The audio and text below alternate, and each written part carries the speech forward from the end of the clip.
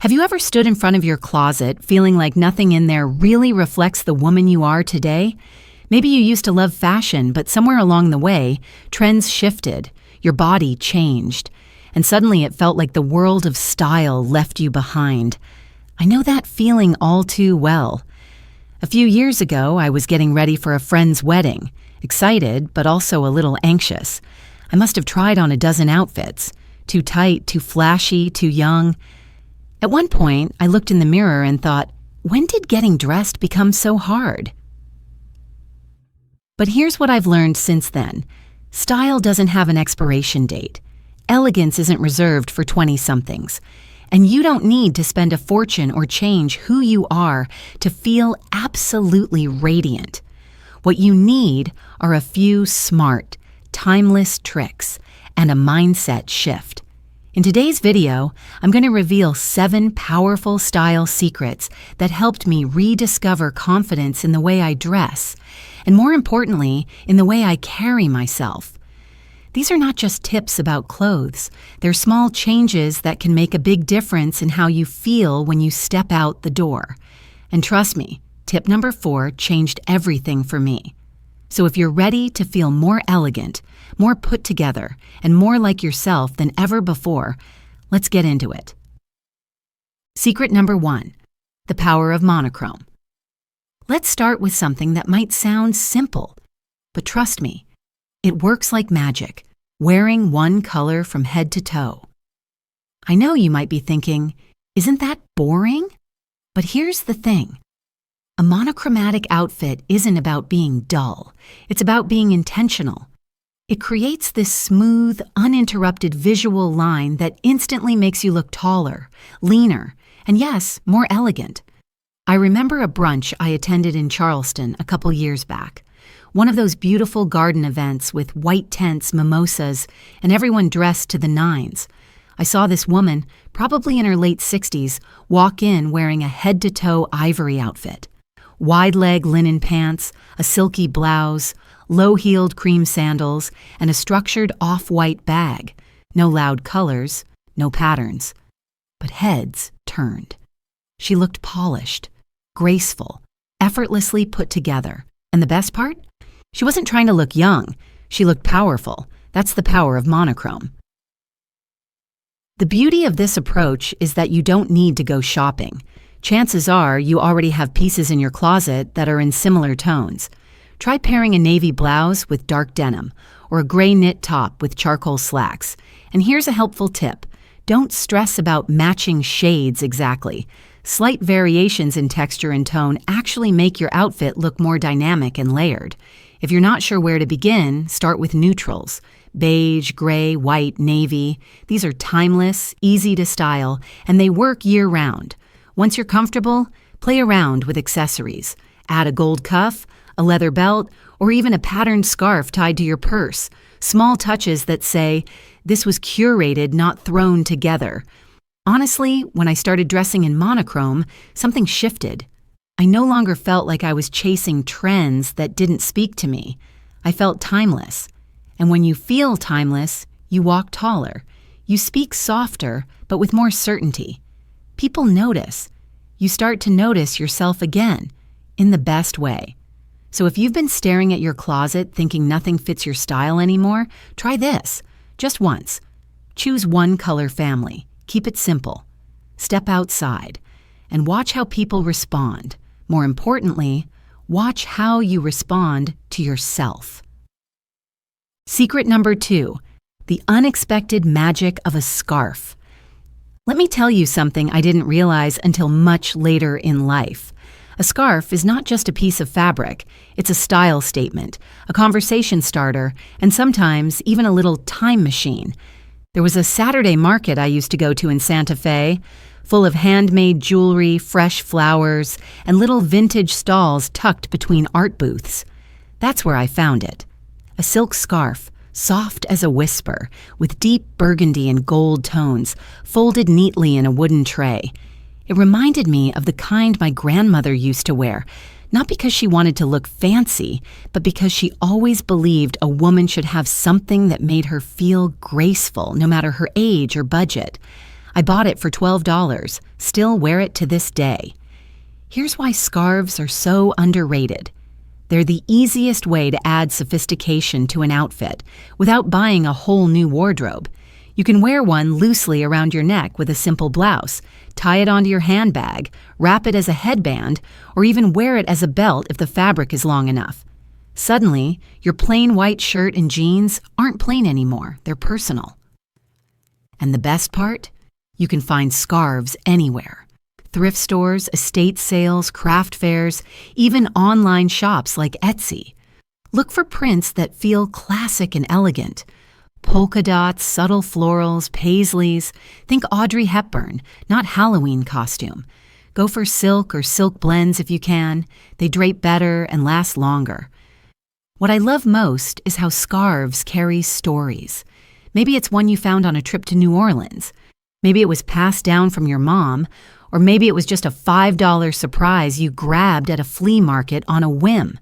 Either way, when you wear it, you're adding a layer of you to your outfit. Not because you're trying to impress anyone, but because you're honoring the version of yourself that still loves beauty, detail, and texture. So next time you're feeling like your outfit needs something, reach for a scarf. Don't overthink it. Tie it, wrap it, toss it on, and go. Chances are, someone will stop and ask, "Where did you get that?" And the answer will be simple. It's just something that makes me feel good. Secret number 3, rediscovering the right pair of jeans. Let's be honest, jeans can be a touchy subject after 50. Somewhere along the way, many of us start to believe that jeans are for younger women. Maybe they don't fit the way they used to. Maybe the dressing room lights were a little too honest one day, and you just gave up. I get it, I really do. But let me take you back to a moment at a small boutique in Asheville, North Carolina. I wasn't even planning to shop that day, just wandering around with my sister, sipping coffee and browsing. The saleswoman, probably in her early 30s, handed me a pair of dark, high-waisted, straight-leg jeans and said, "Just try them." I gave her that look. You know the one. Are you kidding me? But something about her confidence made me give in. When I put them on, something shifted. These weren't the low-rise, skinny jeans of my 30s. These hugged at the right place, my natural waist, held me in just enough, and most importantly, they respected my body instead of fighting against it. I walked out of that store with those jeans and a little bounce in my step I hadn't felt in a while. So here's the deal. Jeans aren't the enemy. You just need the right cut. For most women over 50, high-waisted jeans with a straight or slightly boot-cut leg work wonders. They elongate the legs, smooth out the midsection, and offer that clean, balanced silhouette. Avoid overly distressed or ripped styles. They can look sloppy and feel like you're trying too hard. The goal isn't to look younger. The goal is to look like you, confident, comfortable, and completely in control. And here's a little tip from experience. When you find a pair that fits beautifully, buy 2. Trust me, denim brands change cuts all the time. And when you find your perfect fit, it's gold. Also, don't be afraid to tailor. A small adjustment at the hem or waist can take a pair of off-the-rack jeans from almost to absolutely perfect. And it's worth it. Because when jeans fit right, they don't just change how you look, they change how you feel. So, the next time you pass by a pair of jeans in the store and think, "Not for me anymore," I want you to pause. Ask yourself, is it the jeans or is it the story I've been telling myself? Because trust me, the right pair of jeans is out there. And when you find it, it'll feel less like clothing and more like permission to walk taller, sit straighter, and embrace the body you have today. Secret number 4, mastering the art of proportion. This tip right here, this one changed the game for me. Not because it told me what to wear, but because it taught me how to wear what I already had. Let's rewind to a lunch date I had with my cousin in Portland. She's always been one of those effortlessly stylish women, never overdone, just balanced. That day, she walked in wearing a pair of high-waisted olive trousers and a cropped ivory sweater. She looked taller, more put together, and somehow more relaxed than I'd ever seen her. We're the same height, same age, same general body shape. But she looked different, and I couldn't figure out why. Then she said, "It's just the 1/3 rule." I'd never heard of it. Turns out there's a simple visual trick that stylists swear by. Imagine your body as being divided into thirds, from shoulders to feet. The idea is not to split your body right in half like wearing a long tunic and leggings that cut you into 2 equal chunks. Instead, you want to create a visual break at the 1/3 or 2/3 point. High-waisted pants with a shorter top or a tucked-in blouse with a midi skirt. These proportions draw the eye upward, give the illusion of longer legs, and instantly elevate your look. And here's what's amazing. It works on every body type. Whether you're tall, petite, curvy, straight, or somewhere in between, the proportion rule helps bring harmony to your shape. It's not about hiding or minimizing, it's about balancing. It's about understanding that where a hem ends or a waistline sits can do more for your confidence than any trend ever could. I started experimenting, took photos in the mirror, played with tucking in tops, adjusting belt heights, trying on skirts at different lengths, and slowly I started seeing it. The difference in how I looked, and more importantly, how I felt. Because here's the truth. When an outfit flatters your proportions, you don't have to keep tugging at it or second-guessing yourself. You just move. You just live. So next time something feels off with what you're wearing, don't blame your body. Step back and look at the lines. Ask yourself, where's the cut? Where's the break? Try shifting a tuck, swapping the length, or changing the rise of your bottoms. Fashion isn't just about what you wear. It's about how you shape the space around you. And when the proportions are right, everything else, posture, poise, even presence, falls into place. Secret number 5, the power of the third piece. Here's something I didn't understand until my late 40s. Looking stylish doesn't always mean adding more. It means adding the right third piece. So what is the third piece? It's that one extra layer or accessory that pulls your entire outfit together and says, this was intentional. Think of it like the final brushstroke on a painting. It's subtle, but it completes the picture. Let me give you an example. A few months ago, I met a friend for coffee in Seattle. I was wearing jeans and a V-neck top. Simple, classic, but kind of unfinished. She, on the other hand, walked in with a similar base outfit but threw on a lightweight camel trench coat and a bold pendant necklace. It wasn't overdone, it wasn't loud, but suddenly her look felt polished, elevated, like she could go from coffee to a gallery opening without changing a thing. That's the power of the third piece. It could be a structured blazer, a denim jacket, a silk kimono, or even a chunky cardigan, something that adds dimension, contrast, or texture to your outfit. It could also be a standout accessory like a statement necklace, a beautiful belt, or a patterned shawl. And the best part? You probably already have third pieces sitting in your closet. You just haven't been seeing them that way. The trick is to build your base, top and bottom, simple and clean. Then add the third element that brings personality or polish. That third piece doesn't just complete your look. It says you know what you're doing. It gives structure, balance, and let's be honest, a little bit of I've still got it energy. Personally, I keep a couple of go-to third pieces by the door. A crisp white blazer, a long navy cardigan, and a wide-brim felt hat for fall. They work with everything. And when I don't feel like putting together a complicated outfit, one of those pieces saves the day. This tip is so simple, but it changes how people see you and how you see yourself. It's not about looking like you tried too hard. It's about looking like you cared, about yourself, your presence, your story. So the next time you feel like your outfit is missing something, pause and ask, what's my third piece today? Because that one layer might be the difference between feeling just okay and feeling unforgettable. Secret number 6, the illusion magic of nude shoes. This tip might seem small, but once you try it, you'll wonder how you ever lived without it. Nude shoes. Simple? Yes, but also powerful. They create one of the easiest and most flattering illusions in fashion. longer, leaner legs without any extra effort. Let me tell you how I found this out, completely by accident. A few years ago, I was in a department store in Atlanta with my daughter. She was shopping for a graduation outfit, and I was just there for moral support. I wasn't looking to buy anything for myself, but while she was in the fitting room, she handed me a pair of nude, low-heeled pumps and said, "Try these."